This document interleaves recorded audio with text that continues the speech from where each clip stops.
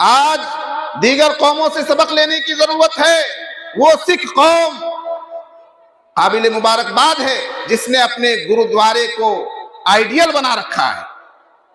वो सिख कौम गुरुद्वारे को आइडियल बना सकती है कि वहां से लंगर भी बट रहा है, वहां से तालीम भी दी जा रही है, वहां से समाज में जो गरीब तबका है उस गरीब तबके का ख्याल भी रखा जा रहा है, बेवाओं के लिए वजीफे भी जारी हो रहे हैं, यतीम बच्चों की तालीम की कफालत भी हो रही है। ये सब कुछ वो कर रहे हैं। अस्पताल खोल रहे हैं, कैंसर के फ्री और मुफ्त के अस्पताल खुले हुए हैं और चलाने वाला गुरुद्वारा है, गुरुद्वारा की कमेटी है, मुफ्त में इलाज हो रहा है।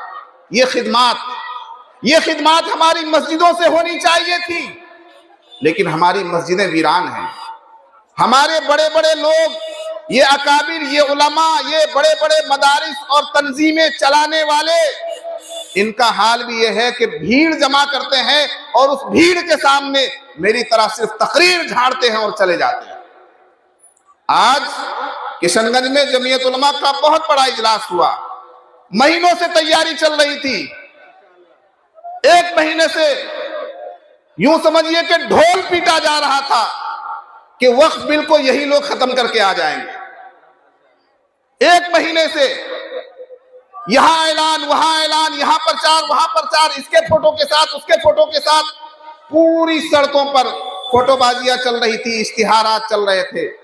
एक बहुत बड़ी भीड़ को जमा करने की कोशिश, बहुत अच्छी बात है, आप भीड़ जमा कीजिए, लेकिन उस भीड़ का फायदा भी, उसका रिजल्ट भी और उसका नतीजा भी कौम को दीजिए।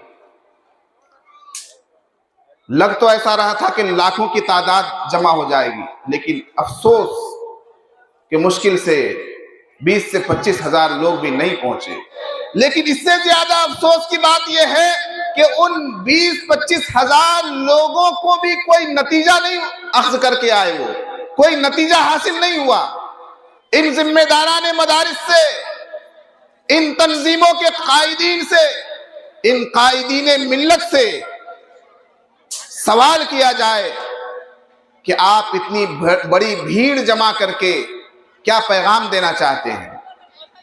इस भीड़ के जरिए अगर आपका मकसद यह है कि हुकूमत से बात मनवाई जाए, तो सिर्फ भीड़ के सामने तकरीर करके, सब्र की तलकीन करके तो ये काम नहीं हो सकता है कि हुकूमत आपकी बात मान लेगी। हाँ, जमहूरियत में सर गिने जाते हैं, जमहूरी मुल्क है हमारा हिंदुस्तान, जमहूरियत में सर गिने जाते हैं।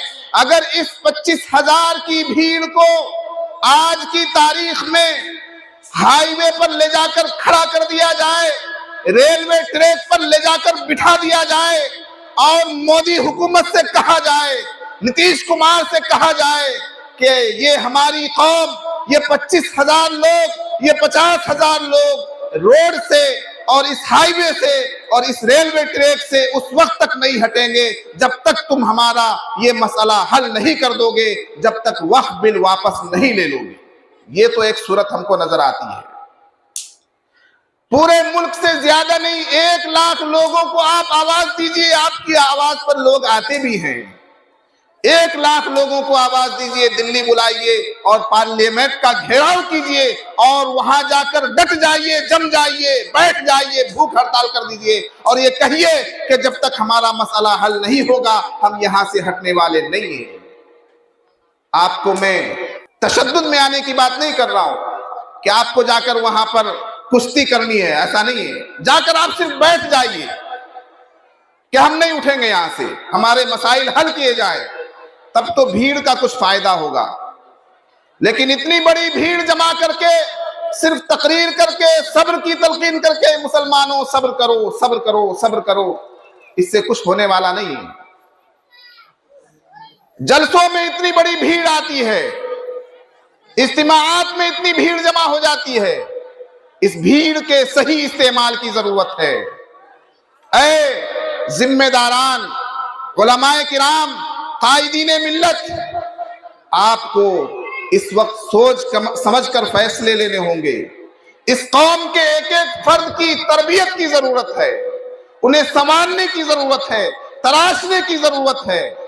इनको जमा करके तकरीर करके वापस भेज देने से कुछ नहीं होने वाला है।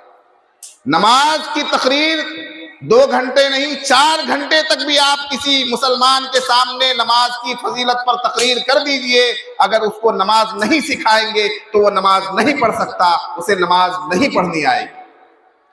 नमाज की तकरीर से कोई नमाजी नहीं बन जाएगा, बल्कि उसको नमाज सिखानी होगी, उसको बताना होगा कि नियत ऐसे बांधी जाती है, क़याम ऐसे किया जाता है, रुकू ऐसे किया जाता है, सजदे में ये पढ़ा जाता है, रुकू में ये पढ़ा जाता है। मसाइल बताने वाले बहुत से लोग हैं, मसाइल का हल बताने के लिए और मसाइल के हल पर अमल करने के लिए कोई तैयार नहीं है। मैं ये कह रहा हूं कि भीड़ का सही इस्तेमाल होना चाहिए।